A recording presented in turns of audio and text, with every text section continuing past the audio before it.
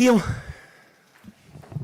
Notre Père Céleste, nous sommes reconnaissants pour ta parole, nous sommes dans la joie parce qu'effectivement, nous t'avons prié que nous désirons que tu nous parles, que tu nous nourrisses et que tu vas le faire. Et nous prions que nous puissions être ouverts à ce que tu veux nous dire pour que nous puissions changer pour ta gloire. Amen. Bienvenue à toutes et à tous. Je suis donc Aurélien et je suis content d'être parmi vous pour les membres du Triolo. Enfin, je suis content aussi d'être avec les autres, hein. Mais ça fait 3 semaines que je suis parti en vacances et en fait, je suis tellement dans la joie de vous retrouver et que je vous voyais ce matin et tout. Je dis, mais je suis content d'être au Triolo en fait. Enfin, pas en fait, mais j'étais content de revenir. Et je vous invite ce matin à méditer sur un texte que j'ai médité pendant mes vacances. J'ai demandé au Seigneur de me parler pendant mes vacances et j'ai lu un roman qui a été écrit par Dostoïevski, pour ceux qui connaissent, fameux écrivain russe du 19e, et qui développe dans son roman, j'ai été surpris, mais j'ai pris ça comme une réponse à mes prières, un verset que nous allons méditer aujourd'hui, qui se trouve dans l'évangile de Jean, chapitre 12. Évangile de Jean, chapitre 12.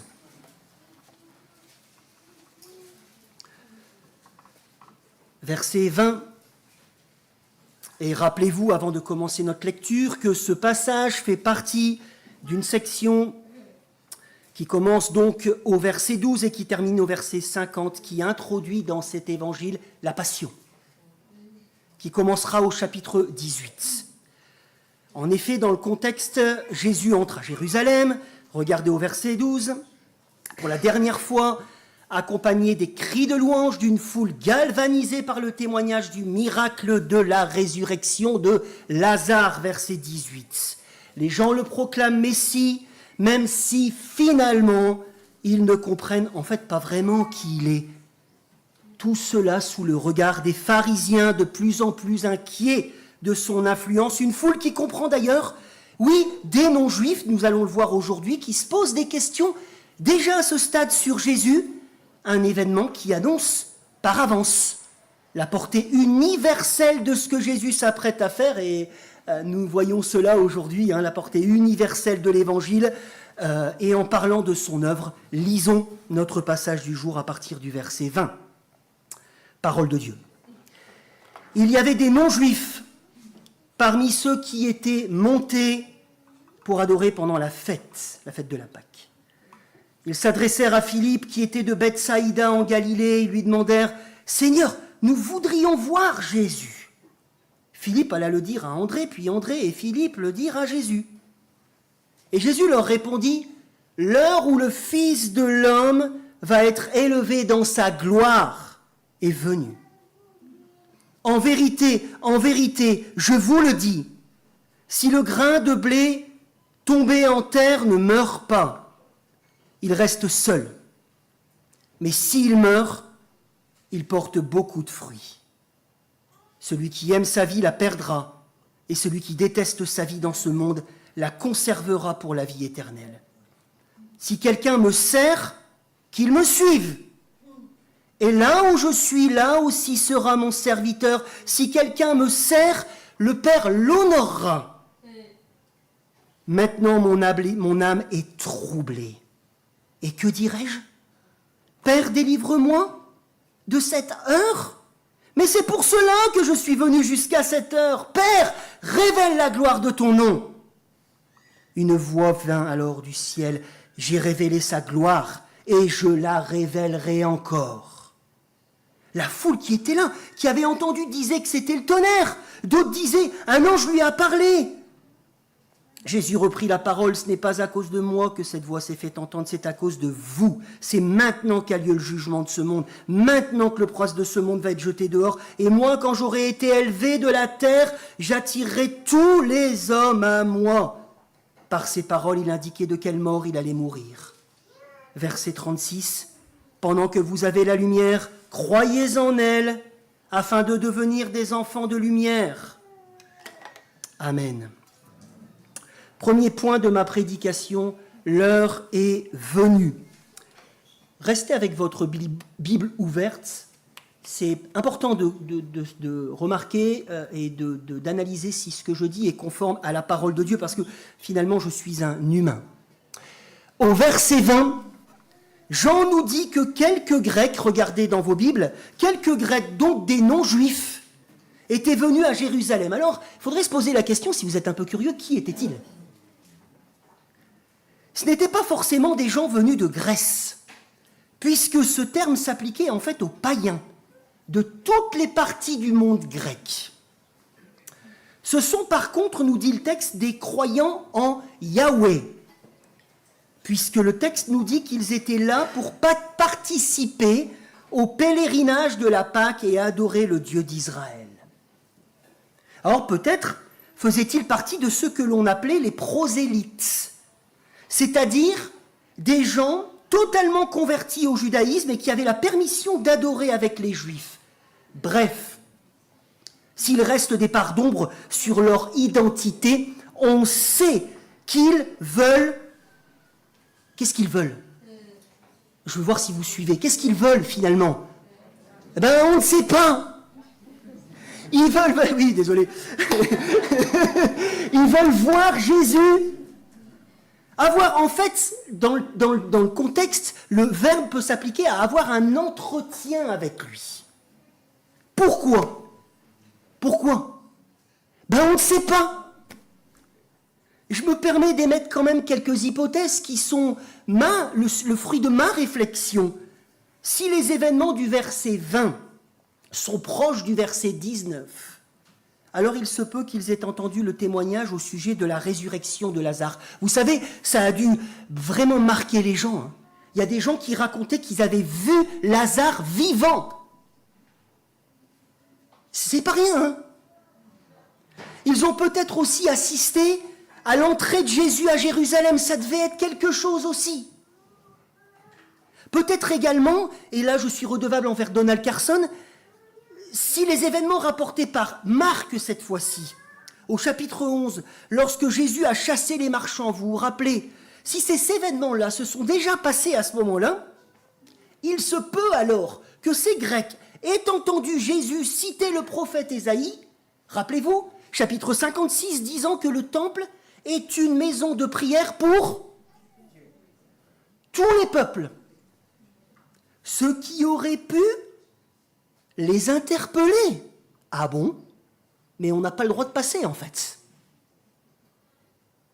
Mais ils venaient, en fait, peut-être aussi des territoires du sud de la Galilée, ce qu'on appelait la Décapole, à forte population non juive, où ils auraient pu entendre parler de lui, puisque beaucoup de personnes de ces contrées, rappelez-vous, Matthieu chapitre 4, verset 25, beaucoup de personnes de ces contrées suivaient Jésus, notamment au début de son ministère. Ce qui pourrait expliquer, tiens, pourquoi il s'adresse à Philippe en premier. Vous avez remarqué ? Parce qu'il venait de Bethsaïda, en Galilée. Mais il se peut aussi qu'il s'adresse à Philippe en l'appelant, vous l'aurez remarqué, Seigneur. En fait, c'est un terme employé ici dans le contexte comme formule de politesse, ça veut dire monsieur. Parce qu'avec André, en fait, c'est les deux qui avaient un nom grec. Ah tiens, vous êtes comme nous, est-ce qu'on peut vous parler ? Est-ce qu'on peut voir Jésus ?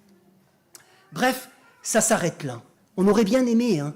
On aurait bien aimé savoir ce qui se disait. Ça aurait été vraiment trop génial, mais il y a encore quelque chose de plus génial qui arrive. Et en fait, ils disparaissent de ce récit parce que Jean, l'évangéliste, va se concentrer sur ce qui a été à ce moment-là pour lui, à ce stade aussi de la rédaction de son évangile, en fait le plus important. Et qu'est-ce qui était le plus important ? Les paroles de Jésus. Suite à cette demande, je vous le rappelle, d'entretien par des non-juifs. En effet, cette venue de païens, croyants et curieux, mais en fait, je ne sais pas si vous avez remarqué, mais ça sonne comme un signal. Un top départ pour le Christ qui accélère pour lui les événements pour lesquels il est venu sur terre, dit-il au verset 27. La fameuse heure, il en parle au verset 23, la fameuse heure dont il parle plusieurs fois dans cet évangile, chapitre 2, chapitre 4, chapitre 7, chapitre 8, parlant même parfois de son heure. Et là, les païens viennent, mon heure est venue. Tiens, cette heure qu'il lie au fait d'être... Vous ne suivez pas. Glorifié, merci. Cette heure qu'il lie au fait qu'il soit glorifié. Qu'est-ce que ça veut dire? Vous vous êtes déjà posé la question? Très important de savoir ce que ça veut dire. Une glorification qui comprend, si l'on prend en compte toutes les données de l'évangile de Jean, le moment de sa mort, le moment de sa résurrection, mais aussi de son ascension, lorsqu'il va retrouver la gloire qu'il avait avant de venir sur terre auprès du Père. Et contrairement aux autres passages précédents où il parle de son heure, et où il parle de cette heure au futur, disant par exemple « Mon heure n'est pas encore venue », après cette sollicitation des non-juifs, tiens, il dit qu'elle est là. Et elle sera par la suite, chapitre 12, chapitre 13, chapitre 17, au premier plan jusqu'à la crucifixion. L'heure est venue où le Fils de l'homme, dit-il, un titre que Jésus s'attribue à de nombreuses reprises dans les évangiles. Je ne développerai pas ce terme-là, puisque si vous avez envie d'avoir un peu plus d'enseignement, vous allez sur notre chaîne YouTube, l'enseignement sur l'évangile de Marc, et on explique exactement ce que veut dire ce titre de Fils de l'homme. Néanmoins, il se l'applique à de nombreuses reprises dans les évangiles. C'est tiré de l'Ancien Testament, particulièrement du livre de Daniel, chapitre 7. Ce titre met en avant en fait sa divinité, sa souveraineté, sa royauté, son royaume éternel. Il dit que le Fils de l'homme, c'est l'heure où le Fils de l'homme va entrer dans sa gloire. Une gloire qui passe par sa... Verset 24, il parle de quoi là concrètement? Par sa mort. Oui, dans l'humiliation, et non pas malgré l'humiliation. Dans l'humiliation, Christ sera glorifié, ici, là. Deuxième point de ma prédication, si le grain ne meurt pas, et c'est ça le verset que j'ai médité à partir, bien sûr, de la Bible, mais de ce roman de Dostoïevski. Il est clair, avec le verset 24 et les versets 32-33, regardez, me regardez pas moi, regardez dans votre texte, c'est super important. Versets 24, 32 et 33, il est clair que lorsque Jésus parle de cette heure de gloire, ou alors il parle aussi d'élévation, vous avez remarqué?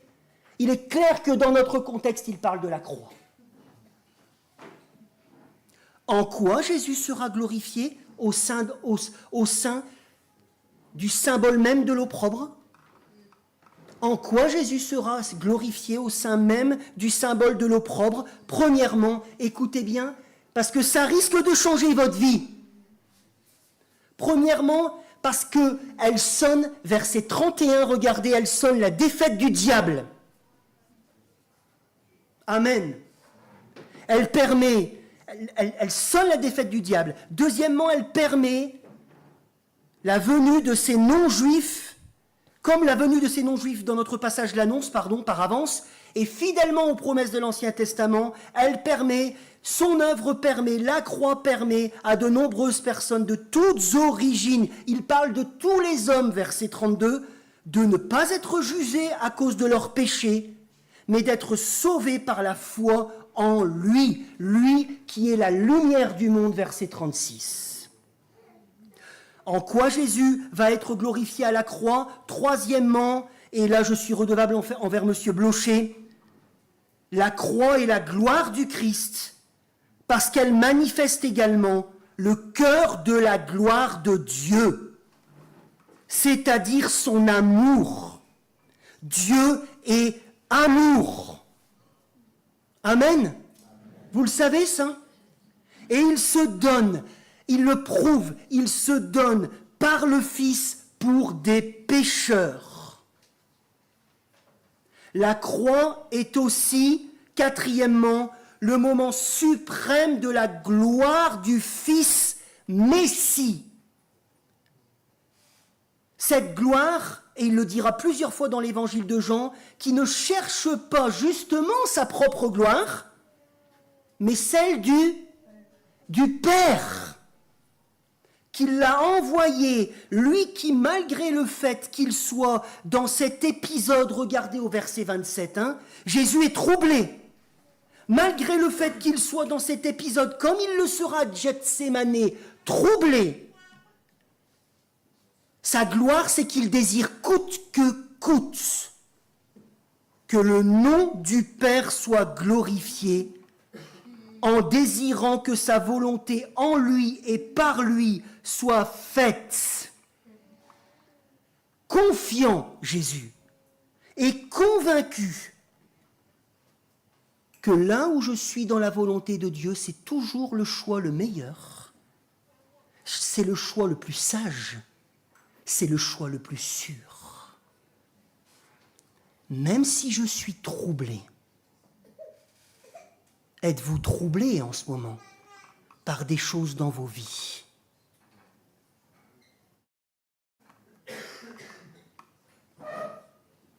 Et en effet, Jésus se compare à un grain de blé qui certes se sacrifie, il va tomber en terre, mais, dit-il, finalement, pour que la puissance de Dieu, pour que par la puissance de Dieu, la vie surabonde. Par la puissance de Dieu, la vie surabonde et nous en sommes les bénéficiaires de cette mort. Vous voyez le nombre que nous sommes ce matin et dans le monde entier. Waouh! Quel grain de blé!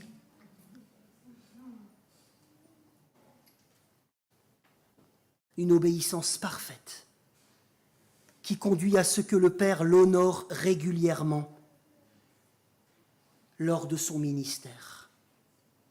Et c'est ce que cette voix venue du ciel dans notre passage dit. Le Père l'honore régulièrement dans son ministère, on pense à son baptême par exemple, n'est-ce pas? Le Père, en fait, et le Fils, qui sont un, Jean 10, se glorifient réciproquement. Ils se glorifient réciproquement, ils s'aiment. Et ce ne sera que la première étape, la croix, de cette heure glorification, c'est ce que cette voix proclame du ciel. Et j'aime bien, j'ai vu la saison 5 de The Chosen, j'aime beaucoup cette série, en fait. Voilà, c'est comme ça, j'assume, c'est génial. Et on voit ce moment où la voix tombe du ciel et où les gens se disent, mais ce qui s'est passé en fait? Il y a eu un éclair, c'est vraiment, ça permet vraiment d'imager ce qui s'est passé, le trouble que ça a mis chez les gens. Eh bien, la croix était la première était la première étape de cette heure glorification. C'est ce que la voix du ciel, verset 28, proclame. Elle qui annonce une glorification qui trouvera, mes amis, écoutez bien, ça déchire, qui trouvera son paroxysme, cette gloire du Christ, lorsque le Fils sera accueilli dans la gloire après être mort pour nos péchés, ressuscité.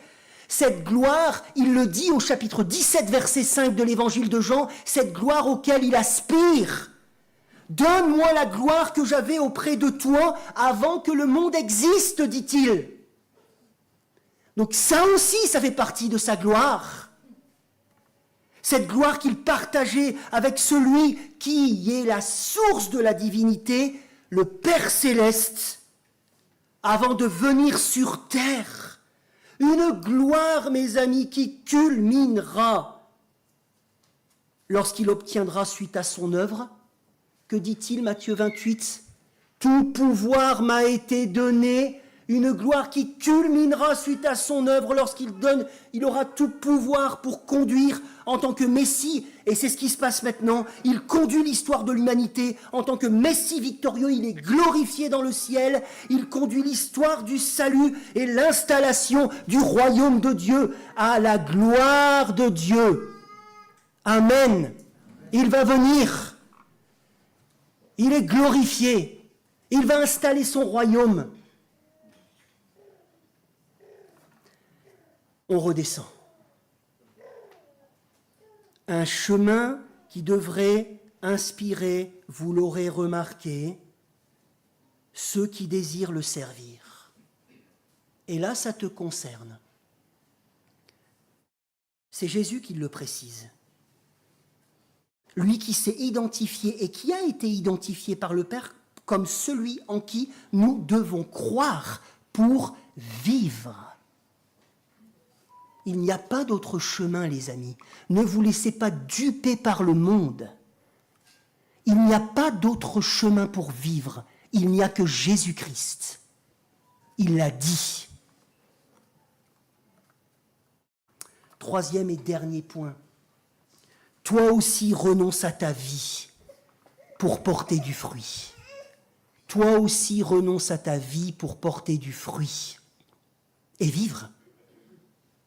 C'est conditionnel, finalement. En effet, nous apprenons, regardez encore dans votre Bible, ça vaut le coup, vraiment les amis, ça vaut le coup, regardez versets 25 et 26.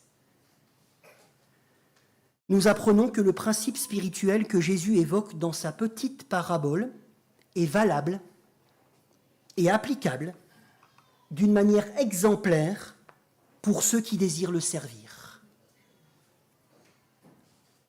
En fait, si tu te dis, je veux servir Jésus, il est en train de nous dire, me servir, c'est me suivre. Vous avez remarqué ? Celui qui veut me servir, qu'il me suive. Donc c'est plutôt un état d'esprit, plutôt que d'abord être dans des actions, qui débouchent sur des actions. Si la soumission et l'obéissance du Christ sont uniques, bien évidemment, ainsi que les fruits que son sacrifice a produits et la gloire qu'il a reçue du Père. Celui qui veut servir Jésus, écoutez bien mes amis, c'est très important. Et j'ai été percuté moi personnellement aussi pendant 3 semaines par ce verset que j'ai médité, remédité. Celui qui veut servir Jésus doit capter et continuer à capter, c'est bien là le défi finalement, que pour le servir, il faut le suivre, ce qui veut dire d'accepter, d'entrer à ton niveau et personnellement sur un chemin de mort à toi-même, mort à soi-même, bien mis en avant par l'image de la germination du grain de blé. La germination du grain de blé. Mets un petit grain de blé sur ta commode cette semaine pour t'en rappeler. Mets un petit grain de blé à un endroit stratégique pour t'en rappeler. Oui, enfin ça ne va pas pousser quand même. Hein. C'est symbolique, hein, on est d'accord. Oui, pour que nous portions beaucoup de fruits pour le royaume, que nous accédions à la vie éternelle, que nous recevions l'honneur de Dieu. Vous avez remarqué, ça c'est quand même pas rien, n'est-ce pas ? Il faut, parce que ce sera la preuve de notre foi qui sauve, il faut que nous avancions, que nous progressions, parce que nous ne serons jamais arrivés, nous sommes des pécheurs, mais il faut que nous avancions, que nous le désirions, que nous progressions. Littéralement, écoutez bien, parce que normalement c'est choquant ce texte. Littéralement, il faut que nous avancions dans la haine de notre vie. C'est ça que dit le texte, c'est littéral, la haine de notre vie. Waouh! Comment vous le vivez ça? C'est choquant, hein? C'est pas ce que le monde nous dit de faire, hein? On est d'accord? Aime ton nombril plutôt. La haine de notre vie. Une attitude qui démontrera que nous ne sommes pas des croyants, regardez le verset 42, ces croyants qui croyaient en Jésus mais qui n'osaient pas le dire en public, c'est dénoncé directement après ces paroles-là. Une attitude qui démontrera que nous ne sommes pas des croyants tombés, même si nous sommes tous en lutte, dans la superficialité et dans l'hypocrisie. Je viens au culte, youpi, tralala, je chante, ya. Mais toute la semaine, je fais n'importe nawak, et comme je veux. Et je dis même pas que je crois en Jésus parce que je me tape la fiche. Une attitude au quotidien qui démontrera que nous voulons vraiment suivre Jésus, que nous ne sommes pas tombés dans l'hypocrisie, que notre foi est authentique, que nous progressons vers la maturité, que notre amour est véritable, que notre espérance est EST et ET reste bien dirigée vers les choses importantes, vers les choses célestes, vers lesquelles nous nous dirigeons. Mes amis, et on ne sait pas combien de temps nous resterons ici. N'est-ce pas, Tarek? On ne sait pas. On a l'impression d'être éternel, mais ce n'est pas le cas.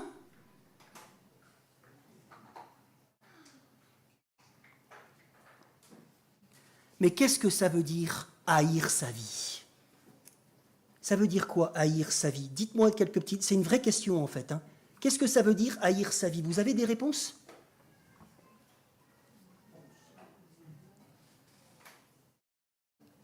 Oui. Une remise en cause perpétuelle, amen, tout à fait. D'autres choses? Reconnaître ses péchés. Pardon? Se faire passer après, oui. Oui, absolument. D'autres réflexions? Ah, vous voyez, on a des réflexions personnelles sur le même verset, très intéressant. Haïr, détester, c'est fort, n'est-ce pas? C'est quand même fort. Mais ça ne veut pas dire, je commence par ce que ça ne veut pas dire. Enfin, selon moi. Ça ne veut pas dire se fouetter chaque jour avec des lanières clotées en cuir, ni de s'imposer des jeûnes à répétition pour mortifier notre chair. Ça ne veut pas dire non plus refuser catégoriquement de prendre soin de soi, comme parfois je vois dans les milieux évangéliques. Ça ne veut pas dire de ne pas jouir des plaisirs de la vie que Dieu nous donne. Non, je ne le crois pas non plus, parce que si vous êtes convaincu de ça, je vous invite à lire le livre de l'Ecclésiaste. Non.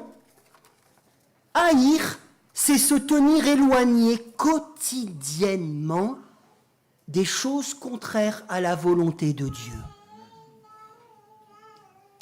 Et vous savez, les amis, c'est bien plus exigeant quotidiennement, réfléchir quotidiennement à partir de ces principes, chacun personnellement et en communauté, et bien finalement, c'est beaucoup plus exigeant qu'une petite morale personnelle que j'applique. Voilà, et comme ça, je me crois pour un saint. C'est 10 fois plus 100 fois plus exigeant. Une petite morale personnelle ou familiale que j'applique bientôt comme il faut, comme des Legos.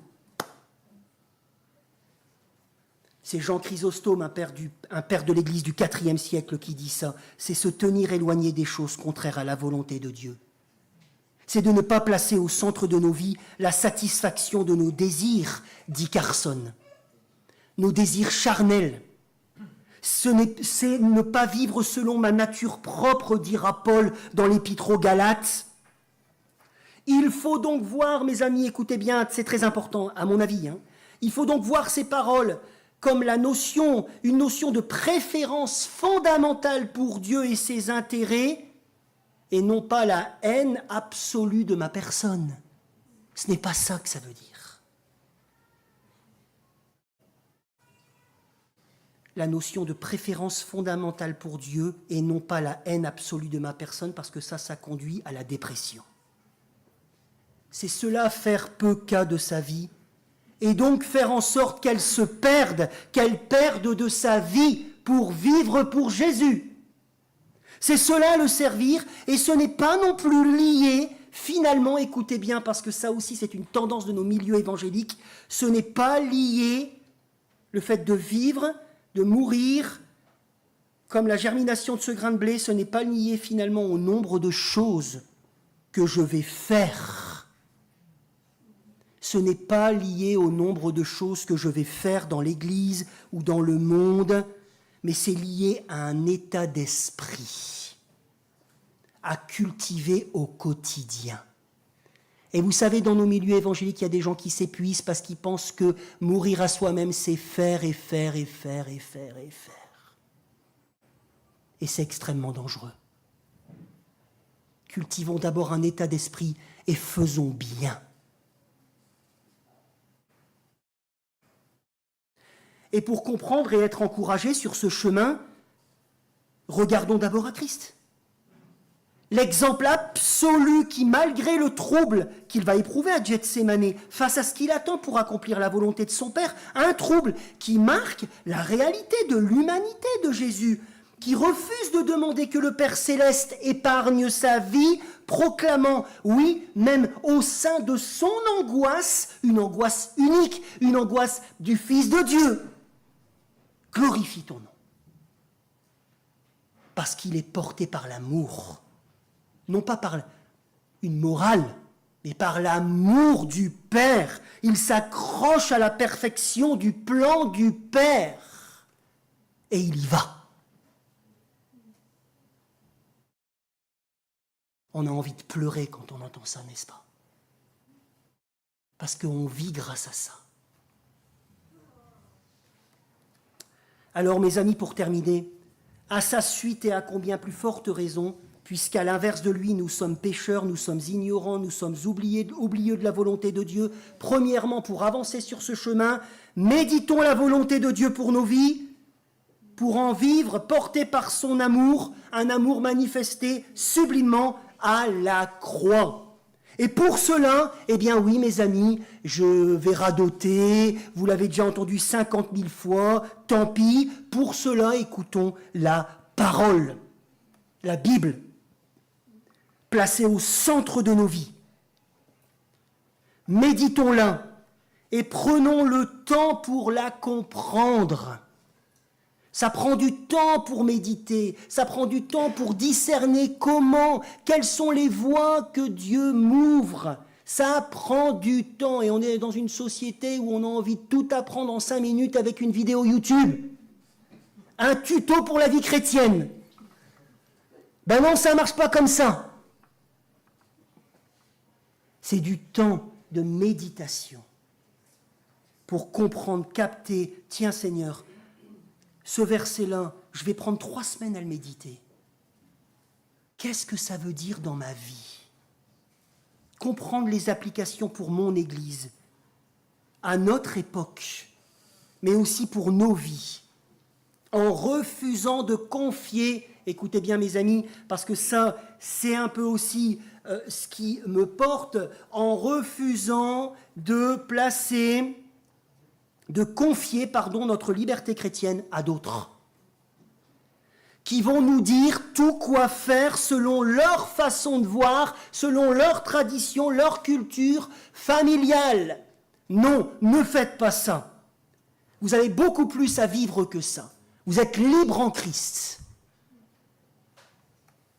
Je ne dis pas que des conseils de frères et sœurs ne sont pas bénéfiques pour nos vies. Mais je parle, vous comprenez, parce que sinon on n'arrive pas à voir comment Dieu nous parle dans nos vies. Je parle de cette tendance religieuse de chercher des censeurs qui vont nous soulager, et on est des professionnels dans nos milieux évangéliques avec ça, de plus en plus, qui vont nous soulager du choix parfois difficile, du trouble, de la tension même liée aux problèmes qui paraissent dans nos vies insolubles, avec lesquels on doit lutter, parole de Dieu, situation, tension, et des incertitudes liées à l'application de la volonté de Dieu dans notre existence, nous faisant toutefois passer à côté de l'essentiel. Si je confie cette liberté, si je dis à quelqu'un, dis-moi tout ce qu'il faut que je fasse comme toi tu le fais, ah c'est plus simple, mais est-ce que c'est plus juste? Je ne le crois pas. parce que ça nous fait passer à côté de l'essentiel de ce que Dostoïevski appelle, dans son roman, Les frères Karamazov, la volonté du Christ. Et que dit-il? C'est celle de laisser ses enfants l'aimer librement, le suivre volontairement. Jésus dit, si quelqu'un veut me servir, c'est personnel. Bien sûr que c'est communautaire, mais il y a un appel aussi personnel à réfléchir nos existences. On peut vite être embarqué dans un système sectaire, n'est-ce pas, où on ne réfléchit plus.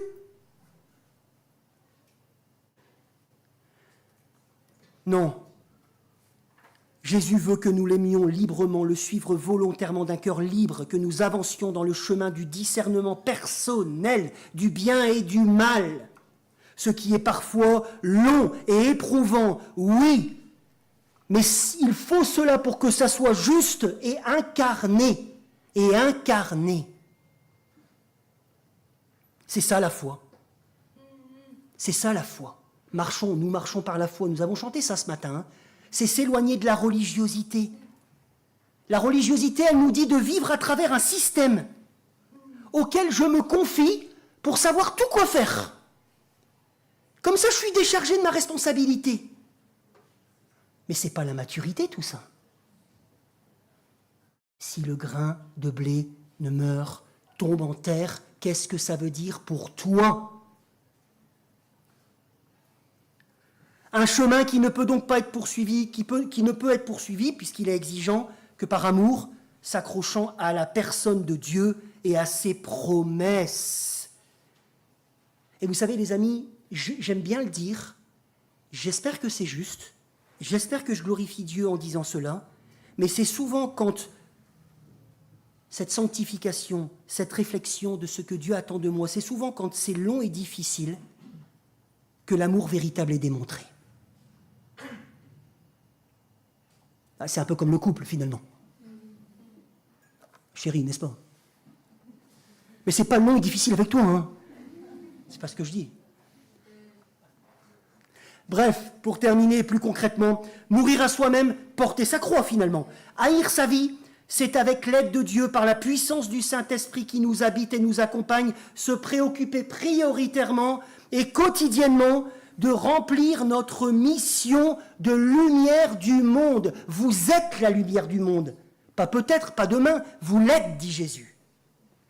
En s'éloignant de l'esprit du monde, qui, loin de se préoccuper de la volonté de Dieu, distille aujourd'hui, maintenant et de plus en plus, ça me révolte, mais je suis en tension avec ça, parce que je suis dans le monde, sans être du monde. L'esprit du monde qui, loin de se préoccuper de la volonté de Dieu, distille des messages de fausse liberté, qui conduit à l'esclavage de notre égoïsme.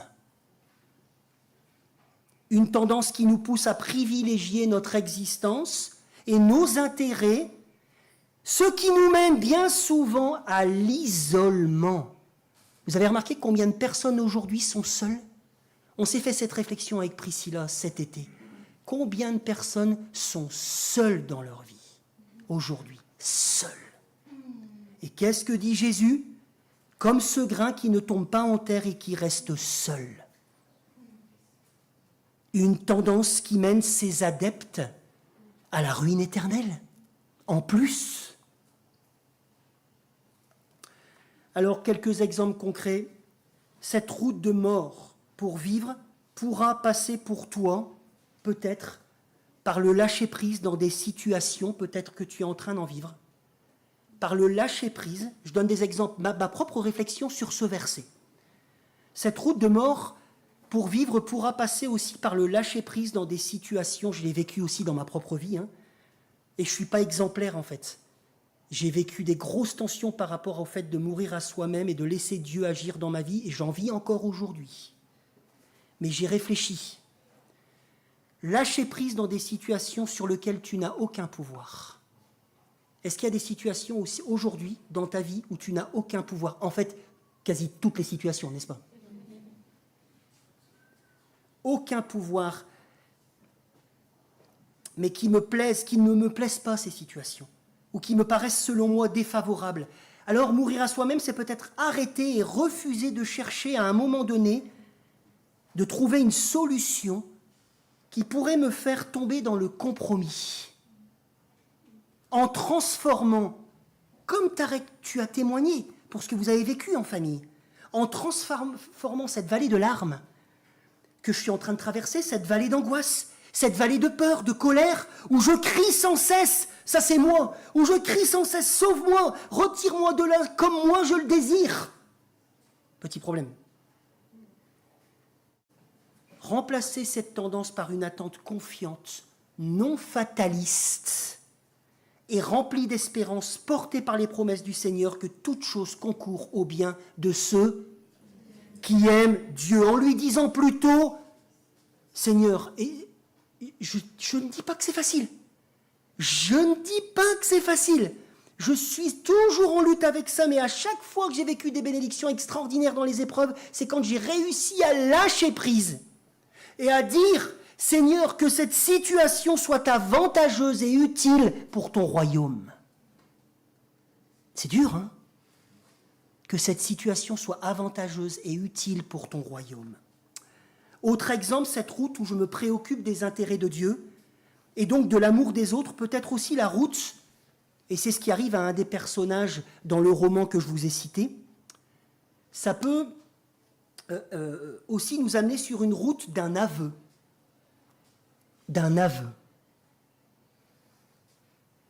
D'une repentance envers une personne, avec la volonté de vivre dans la lumière, en acceptant, et oui, il y a des sacrifices à faire, en acceptant que cela peut avoir comme ce que cela peut avoir comme conséquence pour mon ego. Je vais lui dire, je vais avouer, je veux mettre en lumière, parce que ça plaît à Dieu, la lumière, et que je suis enfant de lumière. Mais ça va être dur, ça va être difficile, ça va être compliqué, mais ça va porter du fruit. Est-ce que vous vivez des choses comme celle-là? Remettant tout à Dieu, porté par des belles promesses et la perspective des bons fruits de la vérité. Quels sont les fruits de la vérité? Lorsque l'on marche dans la lumière, lorsque l'on dit la vérité, lorsqu'on ne fait pas de petites magouilles. Quels sont les fruits? Le calme, la paix, la joie. Amen. La route de l'acceptation aussi, peut-être ce verset sera applicable dans votre vie comme une route de l'acceptation de déplaire au travail. Parce que je suis chrétien et parce que je ne dis pas oui à tout, d'être rejeté, même si c'est à cause de l'évangile. Et dernier exemple, cette route peut passer aussi par la volonté d'être plus généreux, dans tous les sens du terme. Un chrétien, c'est quelqu'un, je le crois, je ne dis pas que je le vis toujours, j'espère un peu, mais il me semble que beaucoup de versets dans la Bible nous invitent à la générosité, à l'hospitalité, à la libéralité. Ça passe par la volonté d'être plus généreux en m'éloignant de la soif de posséder, de la soif de garder, de la soif de conserver, faisant confiance malgré l'attention due à mon idolâtrie au Seigneur pour ce qui est de ma subsistance au quotidien. Alors mes amis, où se trouve ton lieu de défi? Je m'arrête. Où se trouve pour ce mois-ci, cette année, ton ou tes lieux de défi? Où tu vas devoir accepter la mort à soi-même pour suivre Jésus vraiment et continuer à le suivre. Les lieux, quels sont les lieux? Le lieu où tu es troublé régulièrement, sous tension, entre ta volonté et celle de Dieu, entre tes intérêts et ceux du royaume. Quels sont les lieux où ça tangue dans ton cœur? Ayons confiance, mes frères et sœurs. Ayons confiance. Ayons confiance. Amen. Je vous invite à 2 minutes, 3 minutes de silence et de réflexion.